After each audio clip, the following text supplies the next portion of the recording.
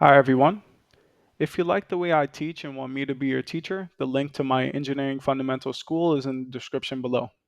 Enjoy the video. The first thing I'd like to talk about is Newton's laws. Now, Newton had three laws. The first of his three laws is that an object in motion will stay in motion until acted upon by an external force. Newton's second law says that the net force is equal to the mass times the acceleration. In numerical form, that looks like this. Lastly, his third law states that every action has an equal and opposite reaction. For us, the second and third law are the most important here. Let's divert our attention to Newton's second law. The net force is equal to the mass times the acceleration. If you ask any static student or the main equation in the course, they'll probably say something like the net force is equal to 0. Now that's Newton's second law, but with an assumption that the right-hand side is equal to 0. Now why is that right-hand side equal to 0? The only way that the right-hand side could be equal to 0, if the mass is non-zero, is that the acceleration vector must be equal to 0. We know that the acceleration is the time rate of change of the velocity vector, or in scalar form, we can write that the time rate of change of the speed, which is equal to the acceleration, must be equal to 0.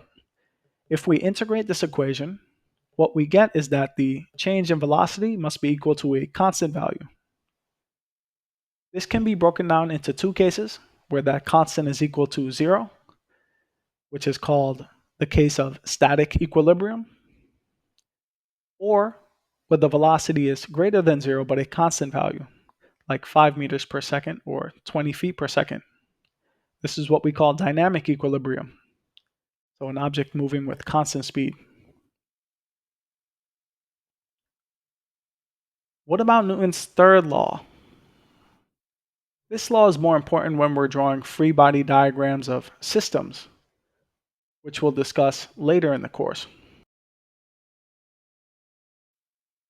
The net force is equal to 0. What looks important in this equation? The first thing that stands out to me are the units, and the second thing is that summation of forces. So we know vector addition is going to be important here. These are topics that we're going to review in the coming videos. Let's start off with the review of units.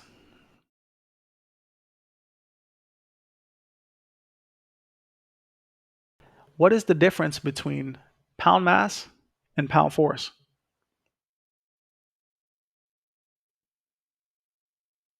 This is the question that we're going to clarify today. And we're going to do it with a comparison of the English system, the metric system, and the British gravitational system. When we compare these systems, there are similarities and differences. The reason between the confusion around the English system will become apparent. Firstly, let's look at the metric system. The metric system has mass units of kilograms, length units of meters, and force units of newtons. The relationship between force and mass in this system is that a newton is the amount of force necessary to accelerate 1 kilogram at 1 meter per second squared. Let's do the same for the English system of units. The mass is in pound mass, the length is in feet, and the force is in pound force. A pound force is the amount of force necessary to accelerate a pound mass at a rate of 32.2 feet per second squared. Now, if you can take nothing else away from this video, the reason that people struggle with the English system is that gravity here is included in the definition. we can see that 32.2 above, it looks different from the metric system. That difference is what we're going to weed out in this video. Let's explore the British gravitational system. Mass in slugs, the length in feet, and the force again in pound force, where a slug is defined as 32.2 pound mass. It's pretty heavy. Let's use the relationship between force and mass in the English system to find the relationship between force and mass in the British gravitational system using the definition of a slug. The relationship between force and mass in this system is that if you accelerate a slug at 1 feet per second squared, it takes a pound force to do so. What we're going to do is go through 3 different examples where we have a mass and we want to calculate a weight. We'll do it in these 3 systems, but first I would like you to take note of the mathematical form of the relationship between the force and the mass. You can see in the metric system we have the form 1 equals to 1. In the British gravitational system we have a similar form, 1 equal to 1. In the center system, the English system, we see 1 equal to 32.2. So we should suspect that something should be different here. Let's say we have someone who weighs 100 kilograms. We know gravity in the system is 9.81 meters per second squared, and we wish to find the weight. We plug in the mass and gravity, and we use our conversion to go from kilogram meter per second squared to newtons. The conversion is in the box above, and we find the weight is 981 newtons. Let's do the same thing for someone who weighs 100-pound mass. We know gravity is 32.2 here, and we wish to find the weight. We plug into the formula, but this time we see in the bracket there are numerical values other than 1.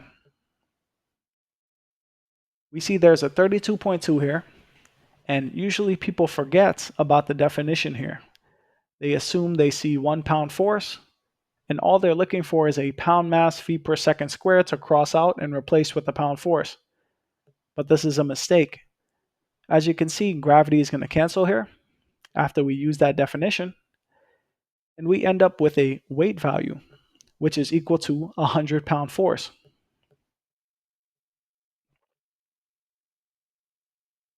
Note the mass to weight conversion.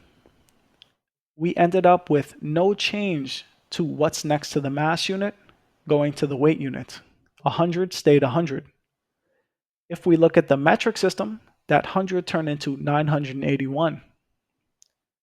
This is because of that gravity in the definition, and our gravity in use was exactly the same. So they ended up crossing out, and there was no change from going from the mass to the weight. So whether you put pound mass or pound force, it doesn't matter. All you really need to do is put pound in this system if your gravity is 32.2 feet per second squared. Let's do one more example here where we explore the British gravitational system, which is like the metric system. Let's say the mass is 3 slugs and that gravity is 32.2 feet per second squared, and we wish to find the weight. We plug into the formula, utilize the definition above, and we see that the weight turns out to be 96.6 pound force. Again, we see just as we had in the metric system, we see a transformation to the mass unit, from the mass unit to the weight unit.